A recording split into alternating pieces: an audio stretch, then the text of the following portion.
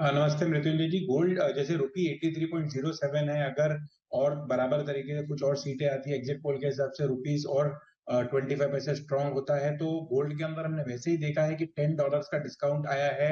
Internationally 2321 के rates आ रहे हैं, 20 के आ रहे हैं। 45 पैसा रुपी स्ट्रांग हुआ, तो 500 रुपया गोल्ड वीक हुआ है।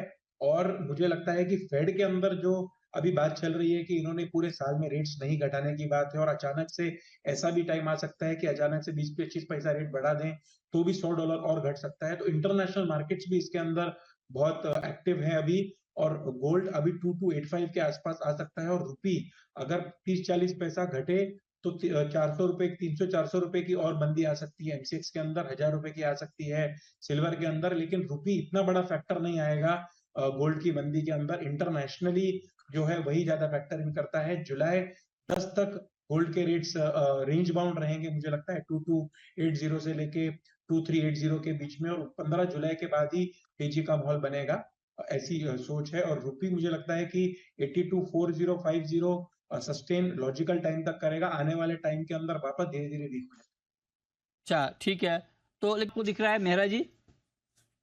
नहीं, गोल्ड आप इंटरनेशनल फैक्टर्स आप देखेंगे, जो फेड के फैक्टर्स हैं वो तो हमेशा ही रहेंगे इसके अंदर। ईसीबी है जो अपने रेट्स डाउन कर रहा है, बैंक ऑफ कनाडा है जिन्होंने सोचा है अपने रेट्स डाउन करने के। कोर पीसी डाटा पिछले फ्राइडे जो आया था उसके हिसाब से फेड को थोड़ी सी रिलीफ मिली है, लेकिन ये रिलीफ भी रेंज बाउंड है।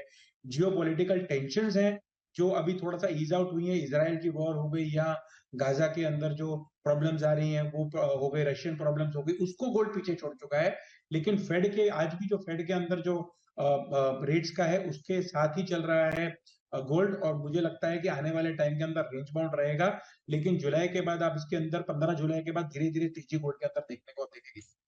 देखिए 400 टन के ऊपर पहले इंडिया का जो गवर्नमेंट थी वो बैंक ऑफ इंग्लैंड में रखती थी, ताकि उनको बैलेंस ऑफ पेमेंट्स या कोई चीजें वहां पर करनी थी, कोई डिस्काउंटिंग या कोई चीज करने के हिसाब से। अभी 100 टन इंडिया के अंदर लिया है। इंडिया की इकोनॉमी स्ट्रॉन्ग, करेंसी और गोल्ड के सामने ही छपा सकते हैं। उस तरीके से इकोनॉमी को स्ट्रॉन्ग करने के लिए, रुपी को स्ट्रॉन्ग करने के लिए, कंज्यूमर कॉन्फिडेंस स्ट्रॉन्ग करने के लिए, और अभी इंडिया के अंदर ऐसा भी मानते हैं कि सेफ्टी इतनी बराबर है, वॉल्ट्स के अंदर बराबर तरीके से उपयोग कर सकते हैं। तो मुझे लगता है कि आने वाले टाइम के अंदर भी हर साल इंडिया गोल्ड बाय करते रहने वाली है, और बैंक ऑफ इंग्लैंड के अंदर और बाकी बैंक्स के अंदर गोल्ड ज्यादा तादाद में ना बढ़ जाए, इंडिया के अंदर भी वापस गोल्ड थोड़ा थोड़ा लेकर आने के लिए गवर्नमेंट की सोच है, जो बिल्कुल परफेक्ट है। उम्मीद थी कि 1 लाख तक चली जाएगी, लेकिन अब तो 90,000 के आसपास पहुंच गई है। क्या लग रहा है सिल्वर में? देखिए रुपी वीक हुआ है, तो रुपी के साथ साथ चांदी के अंदर भी जैसे 40 पैसा 90,000 करीब चांदी आ गई है। चांदी के अंदर और 500-700 रुपया डाउन जाएगा। इंटरनेशनल जो रेट्स हैं उसके हिसाब से भी चांदी थोड़ा नीचे जाएगी, 29-50 डॉलर के आसपास। एक महीने के बाद ही वापस, मैंने जैसे कहा कि तेजी के माहौल बनेंगे। ये जून का महीना जो है वो जनरली हर साल आप देखेंगे रेट्स थोड़े नीचे आते हैं, और ये बार वापस रेट्स इसी तरीके से नीचे आएंगे। और उसके बाद वापस ये मंथ ईयर एंड के आसपास चांदी वापस जुलाई के बाद बढ़ते बढ़ते वापस ईयर एंड तक 1,20,000 के आसपास जरूर जाए।